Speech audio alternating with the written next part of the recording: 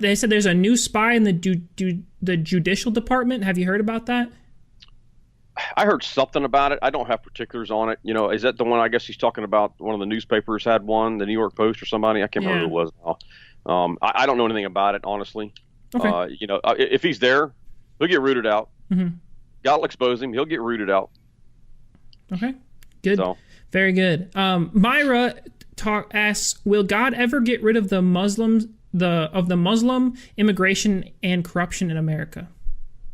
yeah, I think it's going to be. It's not just the Muslims. I think it's going to be all across the board. Whether it's the illegals. Period. Yeah, absolutely. I mean, again, he's got to get his help in there through Congress. He's got to get rid of these guys that have been there for 30. Look, anybody that's been there for 30, 40 years, that's a red flag already. You need to follow the money trail because first off, how do you start winning places like they've been and staying in there for 30, 40 years? It's because you've been bought and paid for. Somebody's bought and paid for you, so therefore they're rigging the elections. The Lord already told me a long time ago, Obama did not win these elections, especially the second one. It was stolen, period. And so when you start looking back, because the Lord told me, he says, Mark, he said, there's not as many blue zones and blue states as you think there are. They've been stealing these elections for decades. So when I was this close in prophesying that California was going to go red for the first time under Trump. Now I'm not so sure that it didn't. And that was probably my fault. I probably should have prophesied it. Maybe to come to pass. Yeah. But the point is, I think you're going to see it go red at this point. But that's why California's been under such intense attack. They know that once they lose California, they're finished. Period. It won't go. It will never go back. But they're stealing these elections, and so the voter fraud is first and foremost. And I tell people, if we can vote with a paper ballot, because you don't know who. Soros owns most of the hardware. They're very easy to hack and tamper with. So but they have said and alluded to that basically that they have control of the elections now at this point. So I'm hoping and praying that we do. Yeah, well, you mentioned George Soros, and Bonnie asked if you have any specific thoughts on George Soros. Obviously, the time is up for the corrupt, but have you any specific thing with him? Not any specific thing, but I can almost guarantee you he's going to be one of the ones rounded up. It's up. There is no place on this earth that some of these people are going to be able to hide. Mm-hmm. You've got America after that guy.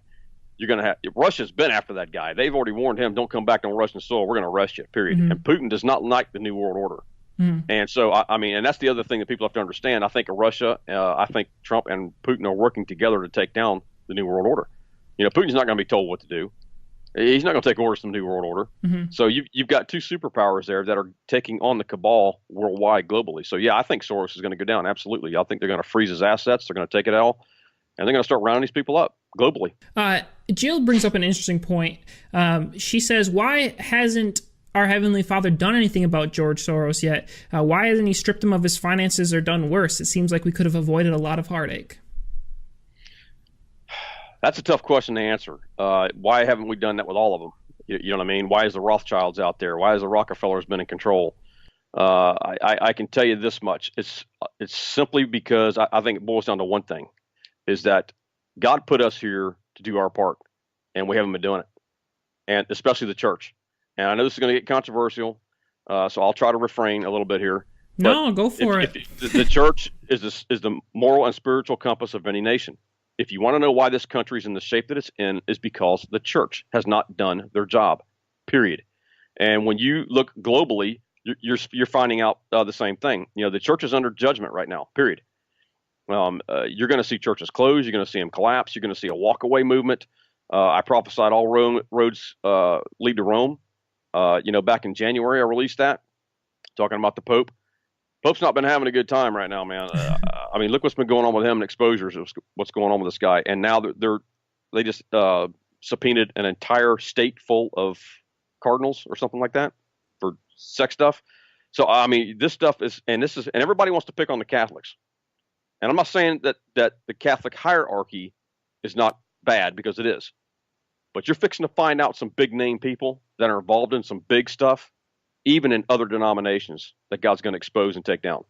So people need to be prepared, because there's going to be people that all roads lead to Rome thought that that was just for the Catholics. We need to be ready to receive the Catholics. But if you read deeper in there, again, these are mysteries. It says it will affect all religions. So when there's going to be a ton of hurt people, there's going to be people that are going to feel betrayed.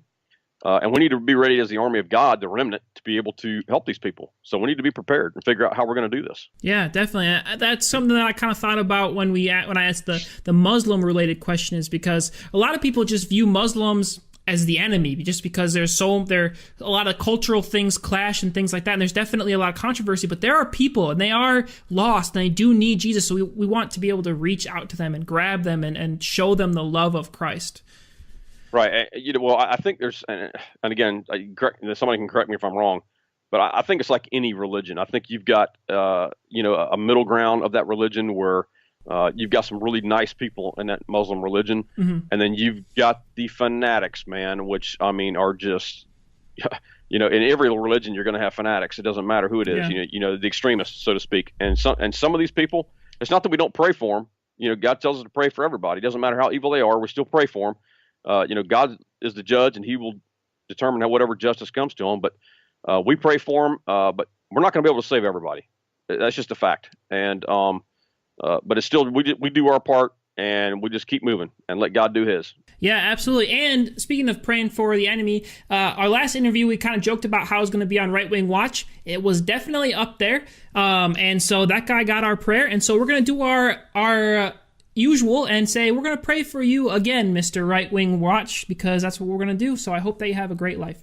Anyway, so moving on, you mentioned the Catholic Church, which Chad wants to know about. He said, how close do you think things are to all of the things are to being revealed about the Catholic Church, the Vatican, and the Pope, and all involved in the secular idealism that is corrupted their Catholic faith over the millennium? Every day you turn on the news, there's something coming out on the Catholic Church right now. Literally, either on the Pope, like they just subpoenaed. By the time this airs, this is going to be old news, because everything is moving at warp speed. If you'll notice, everything's accelerating at warp speed right now. So every day you turn on the news, there's another bishop or another cardinal going down. You know what I mean? So everything is, and I'm getting the emails, I'm getting the messages of people that are almost using verbatim what was in that prophecy. That they will be disgusted or whatever it was, and they will walk away. And there's people in there saying they're disgusted. I don't know where to go. I'm not going back to the Catholic Church. Or, some people have said that about other denominations. You know what I mean? So you're having this huge, I don't know what you want to call it, mass exodus from the church, if you will. It's all churches. It's not just the Catholic Church. When I had prophesied before Donald Trump got elected, one of the prophecies I prophesied that there would be a sign given, that when Donald Trump was elected, the earth would quake as to who I've selected, is what the Lord said. And 4 days after he was elected, it was Christchurch, New Zealand. Now, interestingly enough, the last time Christchurch, New Zealand was decimated in an earthquake was right after the Trump prophecy was actually written. And so I don't think, was that coincidence? I don't know. So, but it decimated it again. And I think that was prophetic, that there's a quaking and a shaking coming to Christ's church. Now, they were waiting on two tsunamis. One wave had already come in, which I believe that's what the wave you're seeing now, which is a mass exodus from the church, is what that first wave represents. The second one will be a financial collapse, basically, because when the people leave, they're not going to have the finances to live like rock stars anymore. Right. And so, you know what I mean? So there's a lot to this. It's already happening. It's already ongoing, but things are accelerating. As a time frame, as when it actually collapses, that I don't know. Again, that's one of those things. It's God's timing.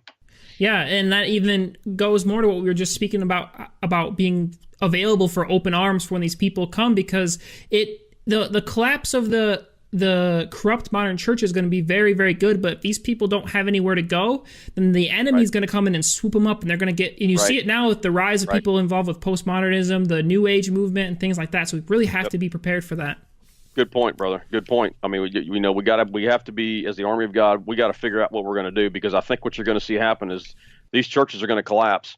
Especially under the 501c3 and the unincorporated churches, which I'm not going to go into that right now either. But again, I think you're going to see a movement towards the home churches, which is what originally I believe it was designed to do. And that's where you're going to see the power and authority as people come out of the 501c3, divorce Baal, because that's a Baal system, unincorporate, because it was never intended for a church to be a corporation. We don't have pastors in the pulpit right now. We got CEOs. And that's the problem. Everybody thinks of this as a big business. So I mean, that's why Jesus drove them out of the temple with a whip, the money changers. He said, "My house will be a house of prayer, not a den of thieves." So I mean, there's a reason why the Lord said, basically was saying, you turn this into a business, and it ain't happening. This is not the way it was designed to be. Yeah. So you can't have accountability with 20 and 30,000 people. You can't have intimacy with 20, 30,000 people. I mean, you get a home group with 8 or 10 people that's not incorporated because you're not answering to the state. Jesus Christ is your head of your ministry now, because when you incorporate, you cut the head off the Lord. You're no longer a part of the body, basically, because you're answering to the state. And they wonder why they have no power and authority. And then you pile on the 501c3 on top of it, which you're in the bail system. Now you're answering to the federal government. So they've got a slavery mentality, basically, where God's called us to rule and reign. Well, how can you govern when you're being governed over with 2 layers, by the state and by the federal government? You can't. And then they wonder why the church is a mess. The Bible talks about cursed is he who takes a bribe for the slaying of the innocent. Well, they took that money, that 501c3 money, again, search the matter out, to keep their mouth shut, especially on the big one with Roe versus Wade. So when you really dig in and think about it, that is blood money. Everything these churches have ever made under the 501c3, all their assets, all the money, that's blood money. Because they would not stand up. They took the 30 pieces of silver to be quiet, and prayer was taken out of schools. They were silenced. And then Roe versus Wade, they were silent because they wanted the money.